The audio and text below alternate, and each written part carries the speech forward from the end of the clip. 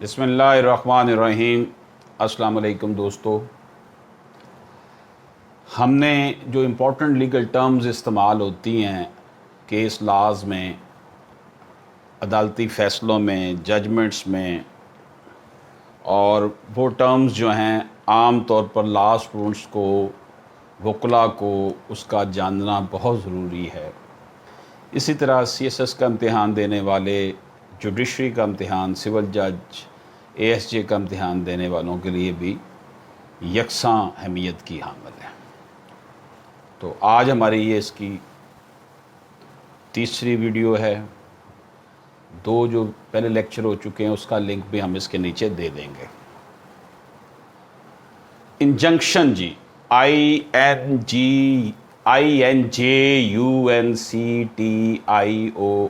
Injunction, ये बहुत common word बोला जाता है। A writ prohibiting a party from performing a specific act, ये एक हुक्मनामा है जी, किसी पार्टी को कोई ख़ास काम करने से रोकना, और commanding them to undo some wrong, या जो उसने किसी ने कोई गलत काम कर दिया है, अगेंस्ट द लॉ कर दिया है, अगेंस्ट द फैक्ट्स कर दिया है, तो उसको अनडू कर दिया जाए, वापस उसी हालत में लाया जाए। It is aimed at future acts and is a protective and preventive remedy. जब हम स्टे नहीं कहते, जो स्टे ले लिया हमने कि जो काम जहाँ था वहाँ रोक दिया जाए, या किसी को कोई काम करने से रोका जाए कि ये काम एक्ट ना करे, या अगर उसने गलत काम कर दिया तो उसको अनडू करवाए, तो इसको इंजंक्शंस कहा जाता है। इसके बाद एक बड़ा अच्छा लफ्ज़, बड़ा कॉम्प्रिहेंसिव वर्ड जो बोला जाता है वो है हमारे सामने इंटर एलिया। इसके स्पेल मैं आपके सामने बोलता हूँ, INTERALIA।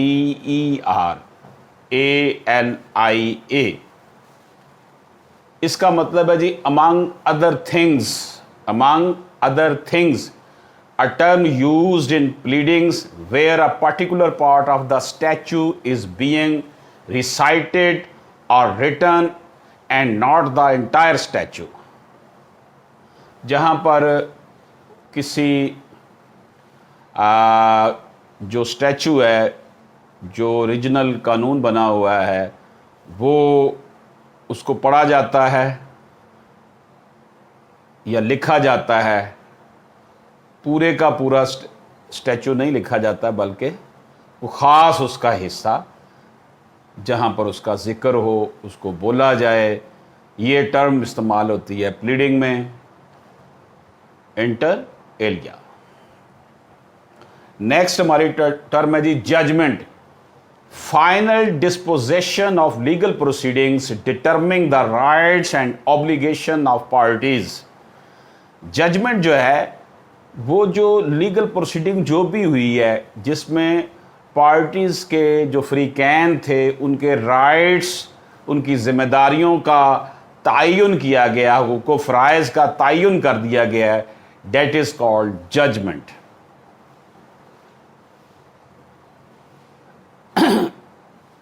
अगला जो हमारे पास टर्म है जी judgment NOV, NOV। Judgment non-obstant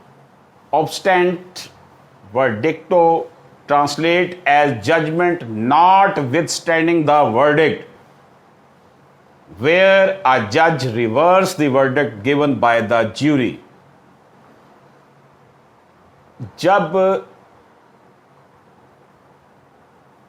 कोई भी जज ज्यूरी की तरफ से जो फैसला दिया हो उसको वो रिवर्स कर देता है, उसको हम कहेंगे जजमेंट नोव। जजमेंट लिखने के बाद ये लफ्ज़ बनता है NOV। इसको कहा जाता है कि जज साहब जो हैं वो जो वर्डिक्ट है उसको उन्होंने रिवर्स कर दिया है, जो फैसला ज्यूरी ने दिया था उसको। The result is called a judgment nov, granting a motion for such a ruling means the court realizes it should have directed the jury to reach an opposite verdict. तो जो उसने कोई काम किया होता है, ज्यूरी ने कोई फैसला किया होता है, उसको रिवर्स कर देना, उसको रिवर्स करना जो है वो जजमेंट नर्व कहलाता है. इसको हम कहेंगे कि जनाब जो भी फैसला ज्यूरी ने किया उसने इसको रिवर्स कर दिया गया. Judgment not withstanding the verdict legal. A judgment entered by the court in favor of one party even though the jury returned a verdict for the opposing party. तो ये इस टर्म को हमने थोड़ा सा एक्सप्लेन करने की कोशिश की है. ओवर रूल करना बड़ा लफ्ज़ बोला जाता है, over rule, OVERRULE, over rule इकट्ठा लिखा हुआ है ये. टू डिक्लेयर अ जजमेंट और अ प्रेसिडेंट वाइड, कोई ऐसी जजमेंट या कोई प्रेसिडेंट नज़ायर्स जो बनी हुई हैं कि जनाब फ़लाँ अदालत ने ये फ़ैसला किया था, कहते हैं ना जी हाई सुप्रीम कोर्ट का वो फ़लाँ फ़ैसला आया था, अब उसके बाद कोई फ़ैसला आ जाएगा तो जो पिछला फ़ैसला होगा अगर उसके वो मुताबिकत नहीं रखता तो पिछला पहले वाला फ़ैसला ओवर रूल हो जाएगा, नया फ़ैसला चलेगा. This can be done by the same court which previously issued it और by a superior court while passing a judgment on the same question of law. Superior court ने मसला हाई कोर्ट का फ़ैसला कोई था, लोग उसको मान रहे थे, उसको एज ए प्रेसिडेंट लिया जा रहा था, लेकिन उसके ख़िलाफ़ उसके अगेंस्ट अपोजिट फ़ैसला को सुप्रीम कोर्ट ने दे दिया तो फिर कहा जाएगा जो हाई कोर्ट का फ़ैसला था ये वो ओवर रूल हो गया. या सुप्रीम कोर्ट का कोई फ़ैसला था उसको बाद में कोई नया फ़ैसला आ गया जो उसके अपोज कर रहा था उसकी पहले वाली जजमेंट को, तो उसे कहेंगे ये ओवर रूल कर दिया गया है. बहुत ज़्यादा इस्तेमाल होता है ये.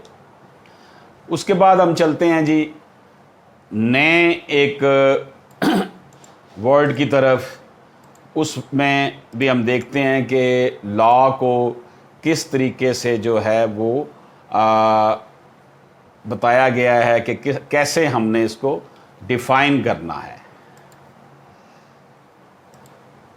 मैंने जितने भी लफ्ज़ आपके सामने बोल रहा हूँ, टर्म्स बोल रहा हूँ, वो सारे वर्ड्स जो हैं वो ऐसे वर्ड्स हैं जिनको हमने अपनी रोज़मर्रा जो लीगल लाइफ है हमारी, जो हमारी अदालती ज़िंदगी है, उसमें हमने इसको इस्तेमाल करना होता है. और यही वर्ड जो हैं बाज़ औक़ात पूरी जजमेंट जो है वो प्रॉब्लम में बंदा आ जाता है कि उसे समझ नहीं आती कि उसने क्या इसका मतलब जो है ना वो निकालना था. इसलिए जितनी भी प्रोनाउंसिएशन आपको दी जाएं हमें चाहिए कि हम उसको सही तरीके से उसका जो है ना देखें उसको कि उसका मतलब क्या बनता है. जल्दबाजी की ज़रूरत नहीं है, हमने उसको अपने मतलब में ढालना है. तो देखते हैं अब क्या है जी हमारे सामने जो नया वर्ड है. Per curiam. ये है जनाब Per curiam. per curiam. An opinion delivered by an entire court rather than a single judge. यानी कि ऐसी ओपिनियन जो कि सिंगल जज की बजाय N unsigned opinion of the whole court where there are more than one जजेस distinguishing it from the opinion written by any one जज.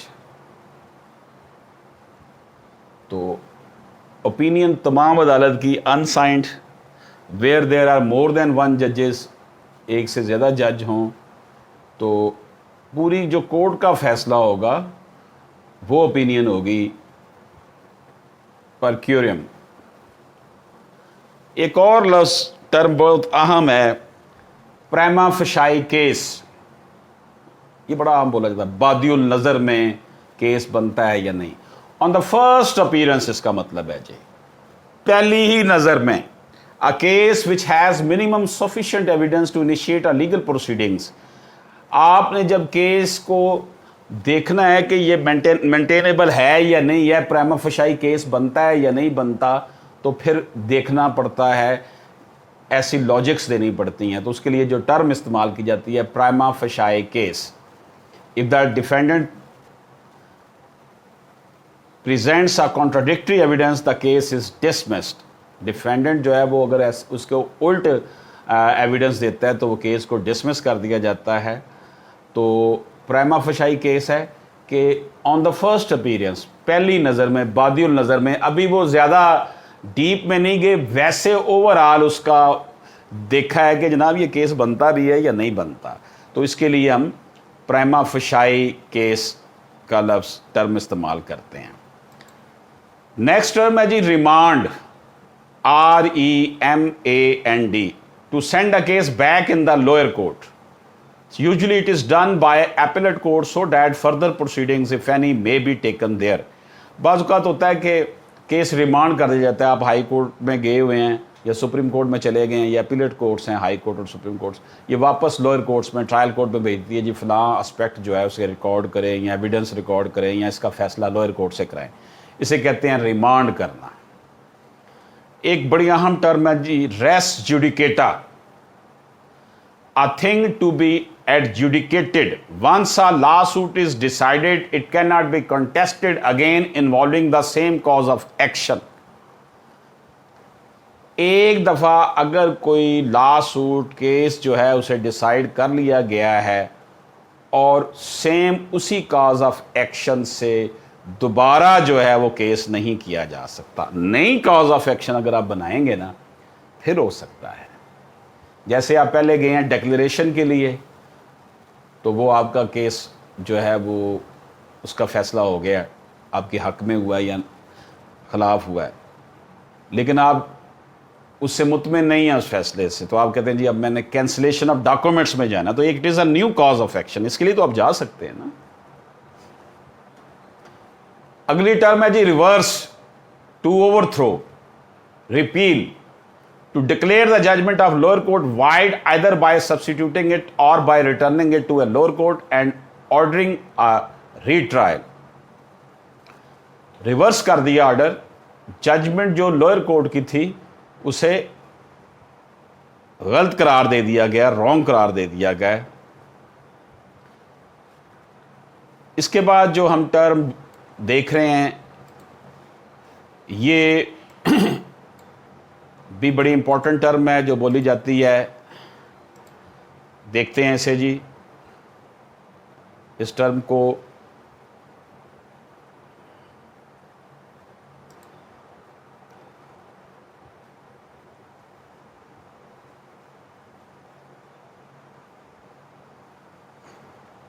sine qua non, सीनो कानून, SINE sine qua non, QUANON।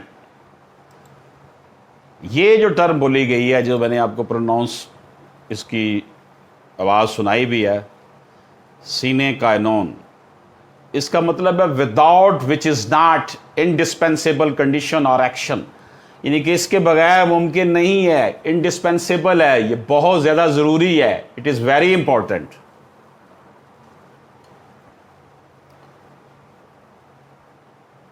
दोस्तों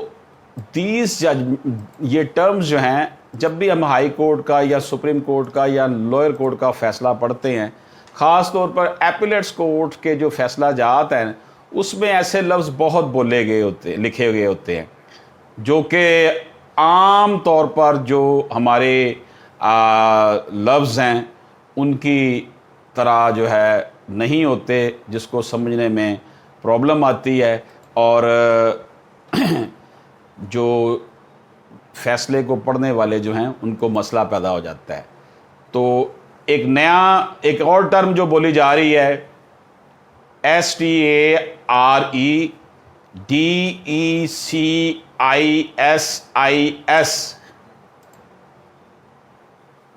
ये देखते हैं कैसे बोलते हैं इसे। Stare decisis has been translated variously but it stands for the idea that the case at hand is to be decided according to the decision. تو اسٹے ڈیسیزز پروننسیشن جو ہے یہ میں نے آپ کو اس کی ڈیفینیشن سنائی، جس میں یہ کہا گیا ہے let the decision stand a doctrine that courts will adhere to the decision previously taken, جو پہلے فیصلہ کیا گیا تھا کورٹ نے اسی کو ماننا ہے. آگے چلتے ہیں جی. Summary judgment. It is also known as accelerated judgment. When material facts are not disputed, court can dispose of a claim using affidavits and briefing. تو جب جو میٹیریل فیکٹس ہیں، جو مواد ہے کیس میں، اس کے اوپر کوئی ڈسپیوٹ نہیں ہے، تو پھر کورٹ ایسے فیصلے کو ان کے ایفیڈیوٹ لے کر جو ہے تب اس کا فیصلہ کرتی ہے. تو فرینڈز، آج کچھ ہم نے ٹرمز اور بولی. یہ آج کی ہماری تیسری ویڈیو تھی لا ٹرمز کے حوالے سے. اللہ تعالی ہم سب کو اپنے حفظ و ایمان میں رکھے. آپ سب کے لیے دعا گو. اجازت دیجیے. اللہ حافظ.